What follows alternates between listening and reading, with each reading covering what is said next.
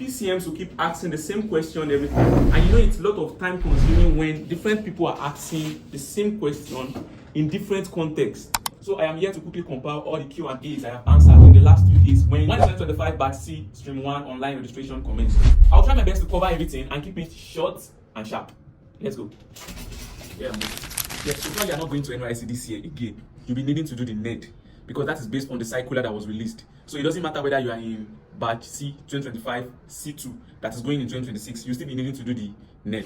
ID card is not part of what you are going to use to do online registration. However, it is part of what you are going to use to do your camp registration. So if you have not gotten your ID card from your school, try to get it. And if your ID card has been withdrawn from your hand, that means it is a previous ID card. They are going to give you a new ID card that is mainly used for NYSC. If I take exit from camp, are we going to go back on the last day of camp to collect anything we need from the camp? All the kits that you need from the camp, you are going to get it as you are completing your in-camp registration. So if you want to take exit, you leave the camp. So, and after leaving the camp, there is almost nothing you want to go and do in the camp again. Camp is only visited once. So once you have left the camp, you don't need to go to the camp for anything again. You can go to the NYSC secretariat to get maybe your PPA letter and other documents you might need. You know, for medical fitness, let me just say it's 3 months validity. You know, you cannot say because you are fit in January 2025 that you are still fit in January 2026. That is already a long time. 3 months validity is okay and fine. It is a must for you to do your newspaper change of name, your domicile letter, and other married evidences. It is compulsory. If you don't do it, you are not going to be posted to the states where your husband is living. You are over 30 years old and it's documented in black and white before you graduated. And NYSC has, and your school has uploaded it to the NYSC Senate list. There is nothing else you can do. All you can do is just to get your exemption letter and your exemption certificate later. Medical report and medical fitness. For medical report is compulsory. Why medical fitness might not be compulsory if you are not taking camp exit or you are not relocating from the state you have been posted.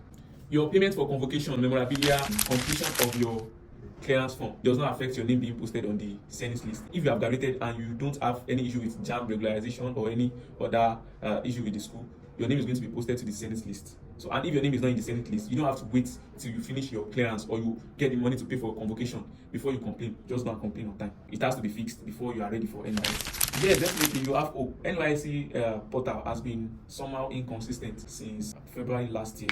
So there are a lot of things going on. It's always congested during the times of registration. So, but one thing is the fact that everybody that is registering is going to be able to register at the end. Everybody is going to be able to complete their registration. It's the same thing. It's just network. Just keep trying. Keep trying. If you have incorrect date of birth on your NIN, there is no issue with this at all. NYSC doesn't care about your age.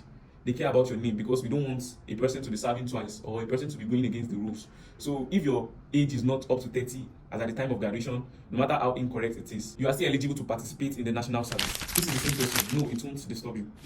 This is a very difficult one. There's a mistake on what was uploaded to your Senate list on the NYSC portal. I would advise you to try to rectify this. Don't go to camp. Don't ever go to NYSC camp with this issue. It is very dangerous. You might be sent back from camp for you to go and rectify it, which is going to cost you a lot of time wasted and money and stress. So there is no information about this currently. So there is no idea about it. But we know that definitely it is coming up January next year. So let's be patient and wait for the official update. But what's happening here is that in school the person have first name and then last name alone.